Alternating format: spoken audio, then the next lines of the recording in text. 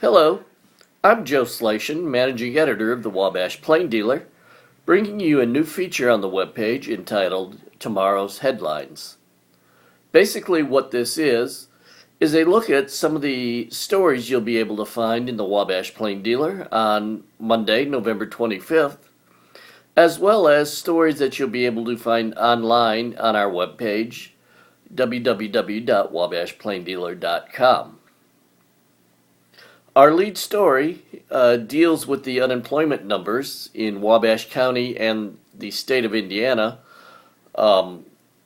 which were released late last week. They normally are released earlier in the month, but because of the government shutdown recently, the release of the numbers were delayed. In Wabash County in October, the unemployment rate rose slightly from 6.7% in September to 6.8% in October. I spoke with Bill Kanya, President and CEO of the Wabash County Economic Development Group, to get his input on the increase. One thing that one needs to note is that while the unemployment rate did indeed rise, by 0.1%, the number of people who were eligible to work in Wabash County, in other words, the size of the Wabash County job force, rose in October, as did the number of people who were employed as well, rose in October. On the state level, Indiana has a 7.5% unemployment rate, which is still higher than the local unemployment rate.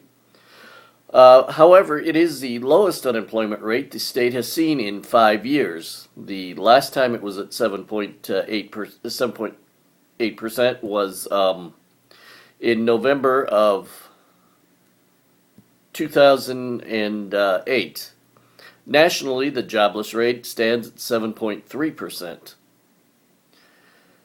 In other stories in the Plain Dealer, on Monday, reporters Nick Van Heest and Eric Seaman were out and about Friday night at the various celebrations going on downtown to put the city in the Christmas spirit. Nick Van Heest was at the lighting ceremony at the Wabash County Courthouse. The lights, as you are very well aware, are a focal point during the holidays, and something that many people, both current and former residents, look forward to seeing.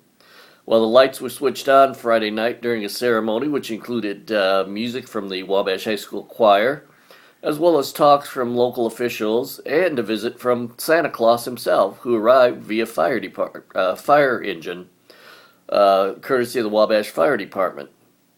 Meanwhile, Eric Seaman was downtown taking in some of the festivities during the holiday night to remember, which was basically open houses throughout the downtown area in which visitors and local residents could wander about and participate in a contest to earn some downtown bucks by visiting the various businesses who were participating in the event. In addition to marking stamps that the individuals carried with them to indicate that they were indeed at the store, various stores had open houses featuring cookies and punch and various holiday decorations as well. Our final story on page 1 on Monday deals with the upcoming retirement of Larry Curlis, who's retiring at the end of December from his work at the Honeywell Center and with the Honeywell Foundation. He's been with the foundation for 34 years and has served in a variety of capacities, including interim executive director, and most recently he's worked as the endowment and plan giving officer for the foundation. An open house is planned to honor him on his retirement later in December.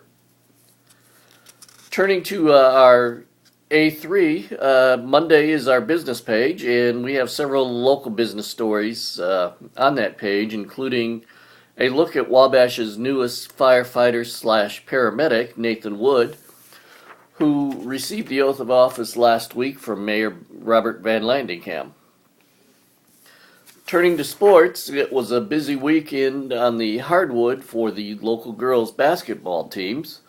Northfield finished second in its own Norse Invitational, falling 50 to 43 to number one ranked Heritage Christian in the championship game. We'll bring details of that contest as well as looks at the Southwood, Wabash, and Manchester basketball games, girls basketball games, which took place over the weekend as well. Don't forget, you can find out more about these and other stories in the Wabash Plain Dealer on Monday, as well as on our webpage, www.wabashplaindealer.com. And you can also follow us on Facebook and Twitter. Until tomorrow, I wish you nothing but the best. Thank you.